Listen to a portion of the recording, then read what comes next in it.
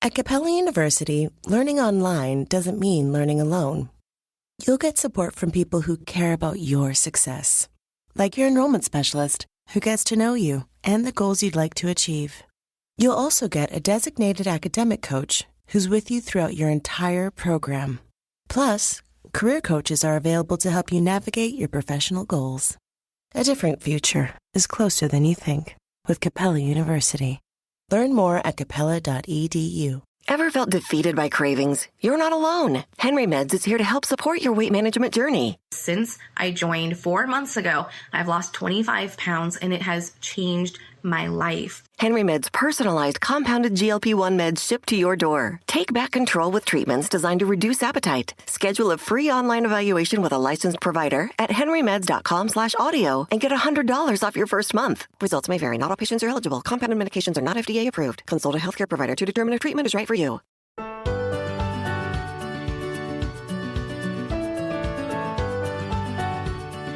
Hey everybody, welcome back to my podcast, Anatomy and Physiology Bit by Bit. This is your host, Dr. Steve Sullivan from Bucks County Community College, just outside of Philadelphia.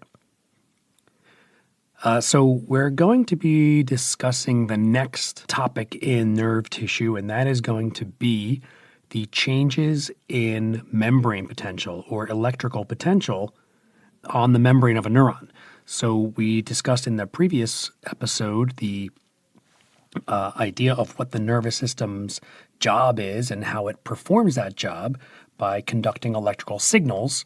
And now we're going to talk about where those electrical signals come from and how we measure them and what they do. Again, thanks for your listenership. I really appreciate those of you who've been listening and those of you who have been reaching out and sending me emails and asking me questions. I've gotten some really good questions from some of you, so I really do like hearing those and seeing that. One of the questions I received recently was from a student named Melanie, who is in upstate New York, and she is a pre-nursing student, and she asked me about dendrites and neuron cell bodies and about receiving nerve transmissions. Specifically, she was asking about when a neuron is stimulated by another neuron, is it only receiving that stimulation at the dendrites? And the answer is actually no. Dendrites aren't the only parts of the neuron that can receive stimulation from another neuron. The actual cell bodies, sometimes the axon terminals of a presynaptic neuron, this is getting a little bit ahead of ourselves, can stimulate the cell body, not just the dendrite, and transmit its signal to the cell body. So that's a good question. I think I may have failed to mention that in the previous episode, that it's not just the dendrites that can receive nerve transmission, it's also the neuron's cell body that can receive it. So good question, Melanie. Thanks for asking that question. Keep those questions coming. So what we need to discuss is how this is happening in the plasma membrane of a neuron. So today's episode is going to specifically cover membrane potential, whether it's resting, local, or action. So let's get started. Okay, so the first thing we have to really remember from way back in earlier episodes is the plasma membrane of an animal cell. And that plasma membrane is made up of phospholipids and proteins, among some other things. But some of those proteins are channel proteins, which means sometimes they're ion channels, like sodium ion channels or potassium ion channels. And without those channels open, those ions can't cross the membrane. The membrane is impermeable to charged particles like ions. So the buildup of negative ions or anions on the inside of the cell versus the buildup of positive ions or cations on the outside of the cell creates this electrical difference, this gradient, electrochemical gradient across that membrane. And that is called the membrane potential or the resting membrane potential in a cell that is not active at the moment. So we have this difference in positive ions and negative ions on either side of the membrane, And that's kind of like a tension that exists there because these charges, positive charges and negative charges, they really want to kind of get together. They're attracted to one another. So they're hugging opposite sides of that phospholipid bilayer because they can't get through it. So they're kind of creating this tension across that layer that is a potential for something to happen, right? If we were able to open up a channel that allowed these ions to move across the membrane, then they would. And that would happen, but they don't. So it's a potential. It's a potential for something to happen. So I like to think of it in that way. And we call that the electrical potential or the membrane potential. And when the neuron's at rest, we call it the resting membrane potential. And the charges are built up in such a way that we can actually measure them. So we can measure the charges, and what we come up with is a measurement of 70 millivolts. So we measure these charges in volts.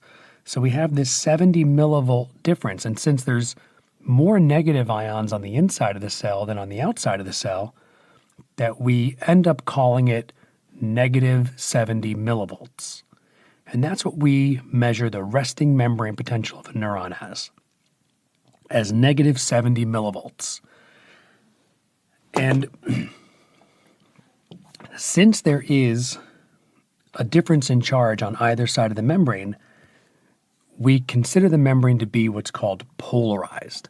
So think of poles. Poles means that there's opposite ends of something, like a magnet has poles, a north and a south, or a battery has poles, a negative and a positive. So the membrane has poles. A charged membrane like this has poles. And so we call it, because it's opposite on both sides, we call it polarized. So keep that in mind, that we have a resting membrane potential, we have a polarized membrane. That's an important thing to remember.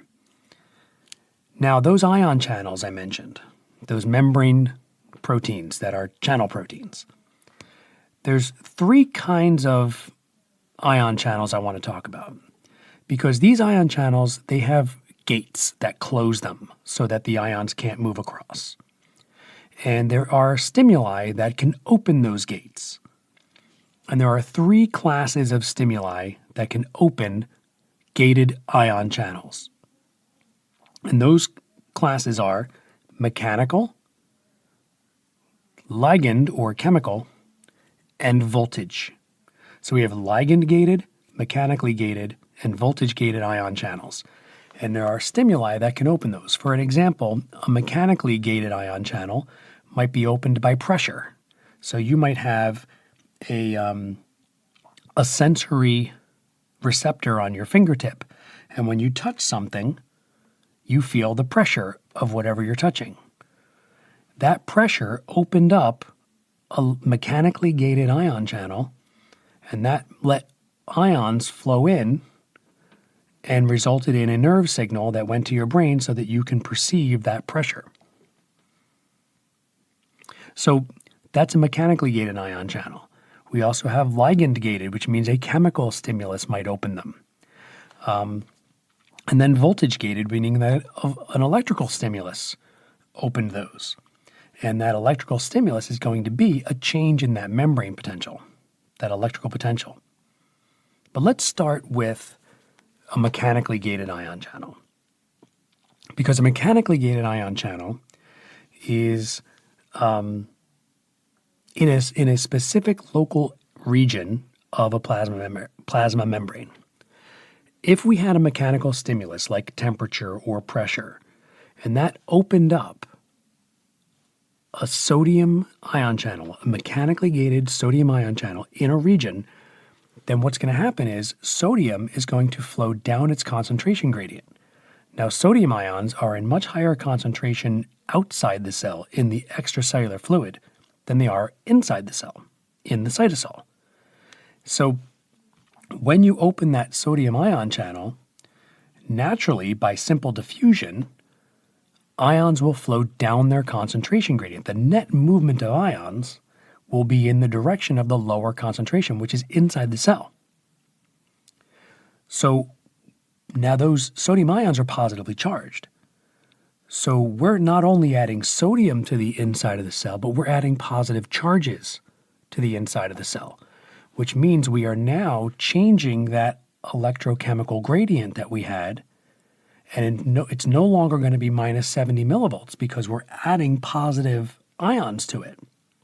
So that membrane potential that we had earlier at minus 70 is going to start moving closer to zero because we're adding positives to this negative situation. So now we're no longer in resting membrane potential because we've opened up an ion channel. We have now changed the electrical potential of that piece of the membrane in that area. So we call that a local potential. That local potential means that there is a change in membrane potential locally, only in that region of the membrane, that small area where that mechanically gated ion channel was. And that membrane potential is now starting to move closer to zero. It's becoming less polar than it was before. Because if the membrane potential was zero, that would mean that there were equal charges on either side. And that would mean that the membrane is no longer polarized. So what we say here is happening is that we are depolarizing the membrane. So where that phrase comes from that you may have heard before, depolarizing the membrane, that phrase comes from the idea that you're making the membrane less polar because you're moving it toward zero from minus 70. That is called a local potential. Sometimes they call them a graded potential because they are going to be based on how much ion moves. So how big this local potential is determined by how many of the ion channels you open and for how long they're open, right? So it could be a large shift in potential, could be a small shift in potential. It could be that you've opened up an ion channel that allows negative ions in and the membrane becomes more negative or hyperpolarized, even more polarized than it was before. So we call that a hyperpolarized membrane. Okay, so we have this local potential. Now, another thing that can cause a local potential would be a chemically gated ion channel, or also known as a ligand or ligand gated ion channel. And that would mean that a chemical messenger comes by and stimulates the ion channel, and that ion channel opens and allows ions to flow through. Now, ion channels are typically specific to a particular ion. So you have sodium ion channels and potassium ion channels and chloride ion channels and calcium ion channels, etc. So those are the options that you have with ion channels. So if you have a ligand or a chemical messenger like a neurotransmitter, like acetylcholine, for example, you could stimulate the opening of ion channels that are ligand gated. And those will allow ions in as well. And they also result in a local potential. That local potential is just in that area. And it is proportional to how many ion channels have been opened and for how long they remained open. Okay, so now you have these local potentials. And there was a third type of ion channel that we mentioned, of gated ion channel, and that was voltage gated. So now it's not too often that we come across some electrical stimulus that we're touching. We try to avoid being stimulated electrically from the outside. So when we say voltage gated ion channels, where's that voltage coming from? Well, it's coming from the membrane potential itself. Changes in membrane potential can open voltage-gated ion channels. So we have two different membrane proteins, two different gates that result in local potentials. Those are mechanically and ligand-gated ion channels. Now we have these voltage-gated ion channels, and they're sitting there too. If the membrane potential changes so much that it goes from minus 70 millivolts up to minus 55 millivolts, then that stimulus in a neuron will open the voltage-gated ion channels. We call that threshold. Minus 55 millivolts is the threshold for opening voltage-gated ion channels in neurons. Notice that at the end of my podcast episodes, I say this has been a production of minus 55 media. That's where I got that name from. So minus 55 is when the action happens in the nervous system. So if that local potential is great enough to depolarize the membrane, which means bring it closer to zero, to depolarize the membrane enough to get to minus 55 millivolts, then that stimulates the opening of voltage-gated ion channels in that area. Now here's the thing.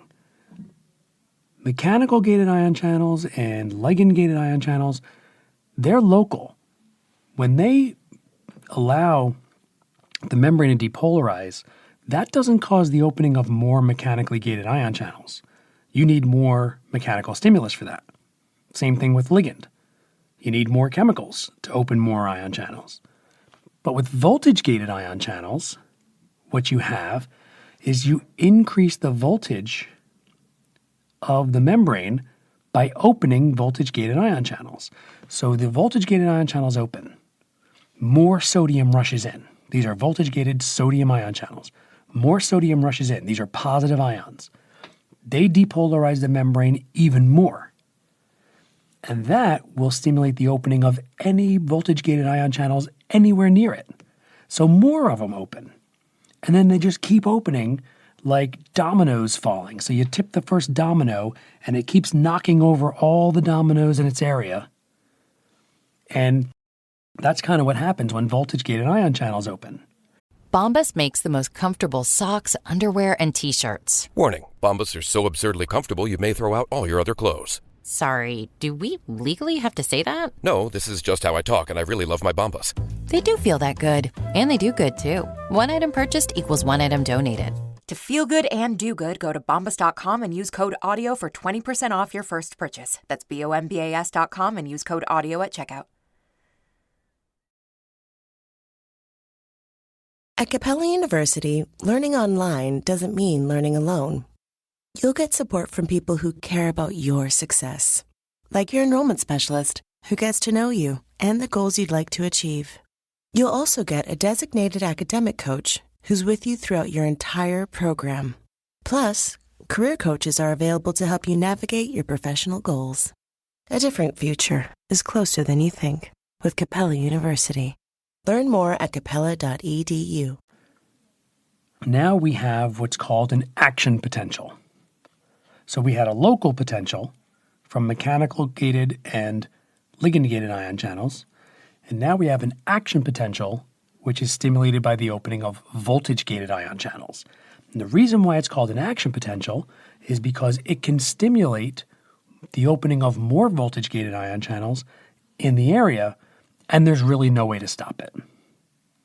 So if you reach threshold and open voltage gated ion channels, you will depolarize the membrane and stimulate the depolarization of the membrane adjacent to it, like dominoes falling in a row. So action potentials, they're not local. They are going to trigger action potentials in every piece of the membrane all the way down to the end of the axon. The other thing is, they're not variable. Every time when you open up voltage-gated ion channels, sodium ion channels, they open enough that the membrane depolarizes, it becomes less than, it goes all the way to zero, shoots past zero, and goes all the way up to plus 30 millivolts. At that point, sodium ion channels close, but potassium ion channels that also opened remain open. And since potassium ions are in higher concentration inside the cell than they are out, potassium ions, which are also positive, they're leaving the cell. And that causes that plus 30 to start coming back down, back towards zero. So we had a rapid depolarization of the membrane, shot up from minus 55 all the way to plus 30 really fast from the opening of voltage-gated sodium ion channels. We call that the rapid depolarization phase of the action potential.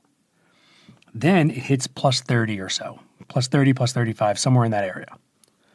That causes sodium ion channels to close, so sodium ions are no longer rushing into the cell, and potassium ion channels to remain open.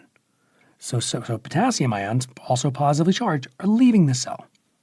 So when we have the positive ions leaving, we bring the membrane potential back down.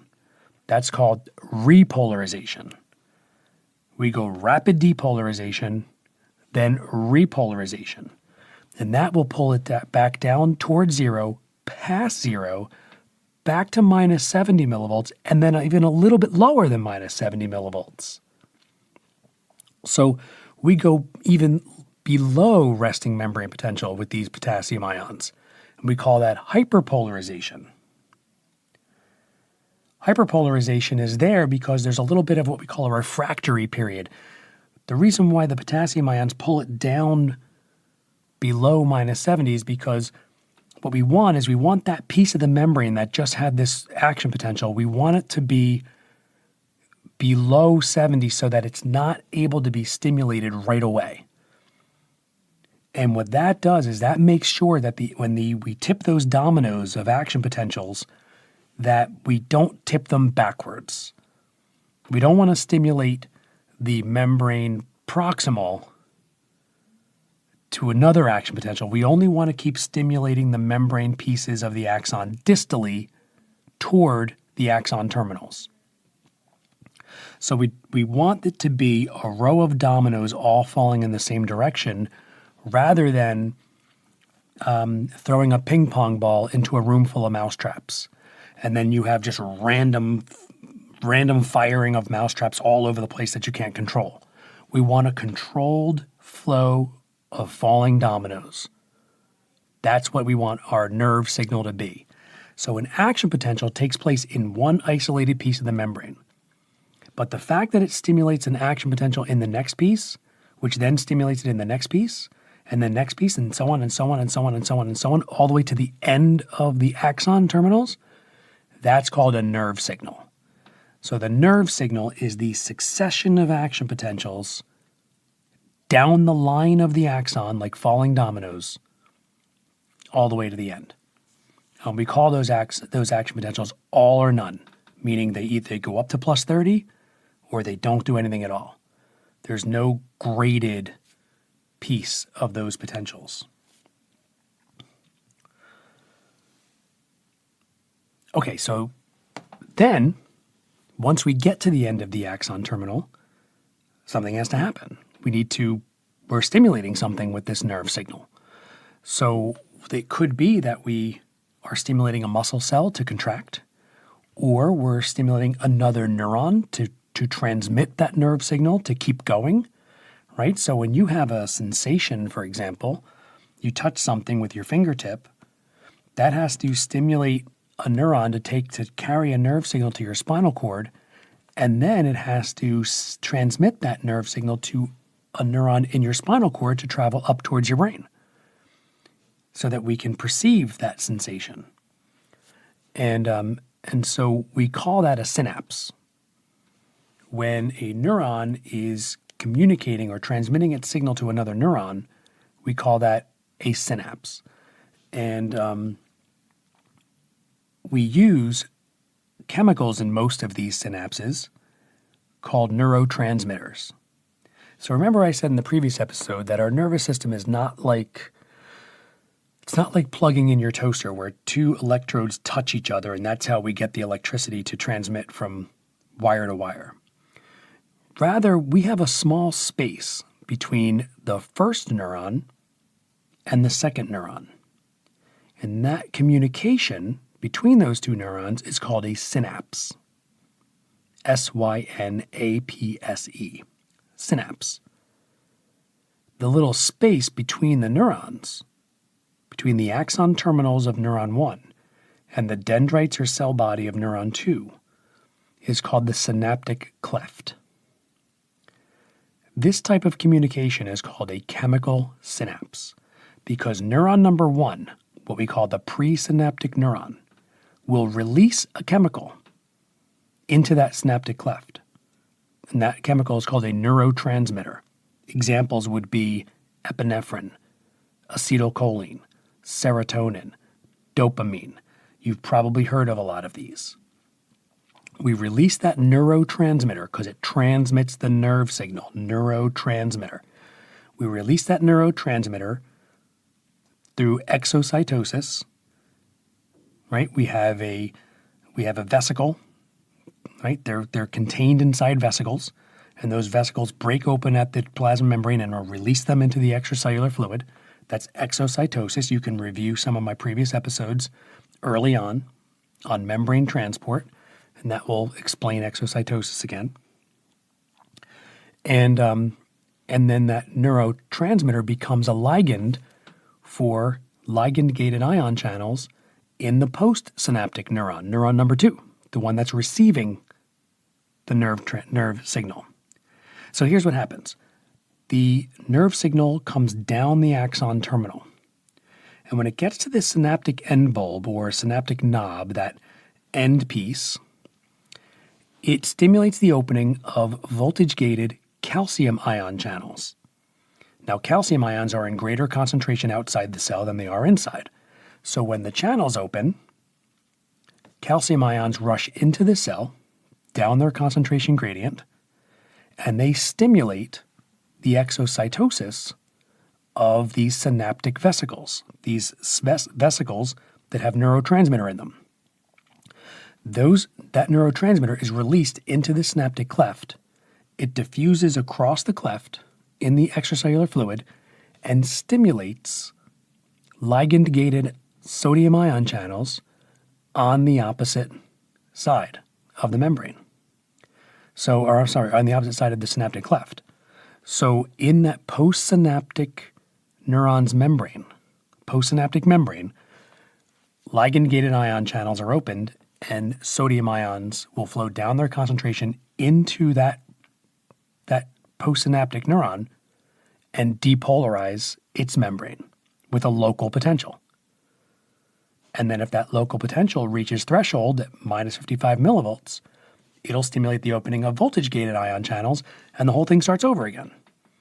And then what we've basically done is take neuron number 1 and start the whole process in neuron number 2, using a local potential and having that reach an action potential, and that turning into a nerve signal. And that's how we transmit that. That's called a chemical synapse. Now, the possibilities that you can get in neuron number 2 are you can release enough neurotransmitter that you depolarize the membrane in neuron number 2, the postsynaptic membrane.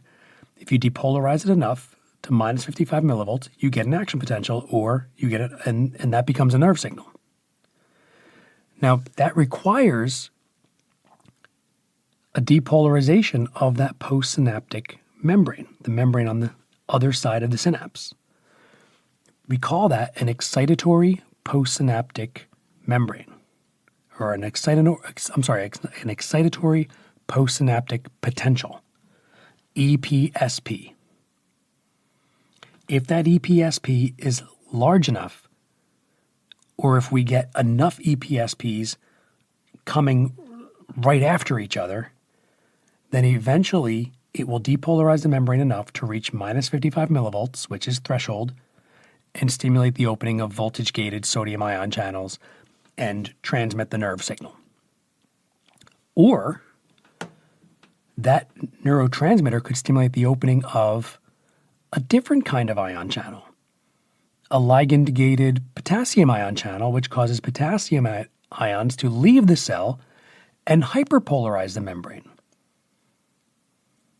So what if we took that second neuron's membrane and pulled it further from threshold so it doesn't transmit the nerve signal, so it doesn't stimulate an action potential? That is called an inhibitory postsynaptic potential, or IPSP. And that's also something really important because sometimes neuron 1's job is to make sure that there is no nerve signal in neuron number 2. So we have some great examples of this. We have reflexes in our muscles that specifically turn our muscles off to protect them from overcontracting. Right? So for that, we would need an inhibitory postsynaptic potential generated, an IPSP. We want to pull that neuron further, or that muscle cell further from threshold. We don't want that to fire off another action potential. So we use an IPSP. So the two possible membrane potentials that we can generate in our postsynaptic membrane from a nerve signal's chemical synapse is an excitatory postsynaptic potential, make it closer to threshold. We excite the membrane. It's like we're pushing the ball just a little closer to the edge before it falls off the table. Or we can use an inhibitory postsynaptic potential, an IPSP, where we pull that ball further from the edge so we make sure it doesn't fall. Those are our choices, EPSP or IPSP. Now, we have different ways to reaching that threshold, right? So one EPSP from one release of neurotransmitter is not going to be enough to change the membrane potential in the postsynaptic membrane enough to trigger an action potential or to reach threshold. So we can do a couple things. We can have a bunch of nerve signals happening one right after the other that keep hitting that postsynaptic potential over and over and over again so that it causes it to rise up incrementally toward threshold until it eventually reaches it. We call that temporal summation. And that means that over time, multiple EPSPs are generated and the membrane never has time to kind of fall back to membrane to resting in between, and we eventually reach threshold doing that. Or we can have multiple presynaptic neurons all stimulating the postsynaptic neuron at the same time. So we call that spatial summation, a bunch of them happening in the same space. So the difference is kind of like, let's say you had a boulder that you needed to push over a hill. So you're pushing the boulder up towards the top of the hill, and for every 5 feet you push it up, you have to rest and let it roll back 2 more feet. So with temporal summation, you would have to push the boulder up like several times over time until you finally reached the top of the hill. Like you'd push it up 5 feet, it would fall back 3. Push up another 5, it falls back 3. Push up another 5, it falls back 3 until you eventually get over the hill. That would be temporal summation. Spatial summation would be where you get 3 of your friends to help you all push it over at one time. And you all push at the same time and eventually reach the top of the hill. That would be spatial summation. Multiple people happening pushing at the same time. Multiple neurons stimulating the postsynaptic membrane at the same time. Bombas makes the most comfortable socks, underwear, and T-shirts. Warning, Bombas are so absurdly comfortable you may throw out all your other clothes. Sorry, do we legally have to say that? No, this is just how I talk, and I really love my Bombas. They do feel that good. And they do good, too. One item purchased equals one item donated. To feel good and do good, go to bombas.com and use code AUDIO for 20% off your first purchase. That's BOMBAS.com and use code AUDIO at checkout. At Capella University, learning online doesn't mean learning alone. You'll get support from people who care about your success, like your enrollment specialist who gets to know you and the goals you'd like to achieve. You'll also get a designated academic coach who's with you throughout your entire program, Plus, career coaches are available to help you navigate your professional goals. A different future is closer than you think with Capella University. Learn more at capella.edu. And then finally, eventually, those neurotransmitters that are in the synaptic cleft, eventually you want them to no longer stimulate the postsynaptic neuron, because you only want the postsynaptic neuron stimulated when you want it to be, when your nerve signals are generated appropriately. So those neurotransmitters are removed from the synaptic cleft, so they stop continuously stimulating their receptors on the other side. And so we have 3 different methods of neurotransmitter removal from the synaptic cleft. The first one is they just diffuse into the extracellular fluid. The next one would be that you have enzymes, and those enzymes will degrade the neurotransmitter. They'll break them down. For example, acetylcholine has an enzyme called acetylcholine esterase, which breaks acetylcholine down into acetate and choline. So it's no longer able to stimulate its receptors. And then finally, you can have the neurotransmitter being reabsorbed by the presynaptic membrane, the one that secreted it in the first place. We call that reuptake. You've probably heard of things like serotonin or selective serotonin reuptake inhibitors, SSRIs. They're actually drugs that prevent the reuptake of serotonin, so serotonin is allowed to linger in the synaptic cleft and continue to stimulate its receptors. And since serotonin is kind of a mood-regulating neurotransmitter, those pharmaceuticals are designed to help to regulate moods and antidepressants and things like that.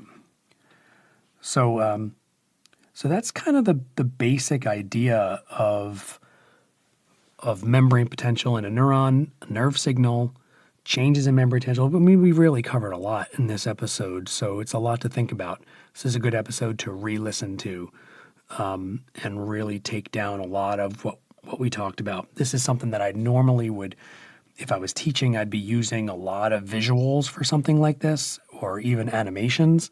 So this is a tough one to just talk about and hope you get it, but hopefully this is review for you for your class, and that you are, really kind of trying to solidify a good understanding of this stuff. So I think we'll definitely cut it off there for this episode, and we'll move on into the nervous system in the next episode and maybe talk more specifically about neurotransmitters, and maybe even start getting into some applications of these things, like how the spinal cord works and sensory receptors and things like that. So I appreciate you listening. Thank you so much for sticking with me, despite the long time in between episodes that I've had recently. So good luck, and I will see you next time. Anatomy and Physiology Bit by Bit is a production of Minus 55 Media. Don't forget to check out my Instagram account and my YouTube channel, both called Student Help for AP. I'm posting a lot of stuff on there right now that you can watch and that will hopefully really help you understand this A&P stuff. Very special thank you out to my family, Bucks County Community College, and McGraw-Hill Education, where you can find my tutor video-based textbook alternative Anatomy and Physiology digital suite, already being used by several colleges and universities throughout the United States.